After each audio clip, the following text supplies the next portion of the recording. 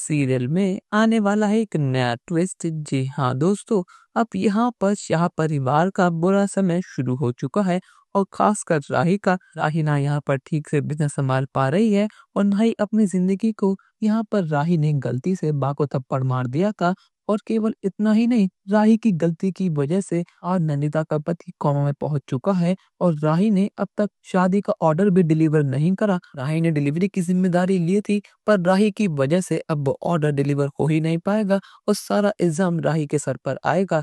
तो यहाँ पर अनुपमा जैसे ही घर पहुंचती है और जब वो ये सब देखती है तो उसके होश उड़ जाते हैं। उसको यकीन तक नहीं होता कि राही ने एक दिन में ही इतनी सब चीजें खराब कर दी। उसको लगा था कि उसकी बेटी सब चीजें संभाल लेगी, पर लेकिन अब 15 साल के लंबे इंतजार के बाद फाइनली वनराज शाह वापस घर लौट चुका है और वो भी सिर्फ और सिर्फ अपनी माँ के लिए। उसको पता लग चुका है कि उसकी माँ घर छोड़कर जा चुकी है और बाकी साथ क्या कुछ नहीं हुआ। यहाँ पर बात तो अपने बेटे को देखकर बहुत ज्यादा खुश है। यहाँ पर वनराज बा को फिर से घर लेके जाता है और जब वो देखता है कि राही उसके सामने है जिसने ये सब करा, तो उसका बहुत गुस्सा आता है और उसने फैसला कर लिया है कि वो राही को अब जेल भिजवा कर रहेगा, फिर चाहे कुछ भी क्यों ना हो जाए। एक तो राही की वजह से उसके एम्प्लॉय का पति मौत के मुंह में है और यहाँ पर उसने बाकी से बदतमीजी करी है, उसका सबक उसको सिखाना ही होगा। यहाँ पर सभी घर वाले वनराज को देखकर बहुत हैरान है। तोशु की तो आंखें फटी की फटी रह गई है कि आखिर 15 साल बाद ये पापा कहाँ से आ गए। पर लेकिन अनुपमा कहती है कि मिस्टर शाह, अगर आपने मेरी बेटी को हाथ तक लगाया तो मैं आपका हाथ तोड़ दूंगी।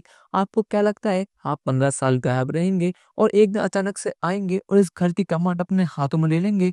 पर लेकिन आप वनराज शाह नहीं, आप एक नंबर के भगोड़े हैं जो दुनिया का पैसा लेकर भाग गए थे। आपकी वजह से आपका पूरा परिवार रोड पर आ गया था। पर लेकिन अचानक से आपको ख्याल आया कि आपका परिवार भी है और आपने फैसला करा कि आप मेरी बेटी को सबक सिखाएंगे। ऐसा कभी भी नहीं होगा। अगर आपने मेरी बेटी का हाथ अभी के भी नहीं छोड़ा तो मुझसे बुरा और कोई नहीं होगा।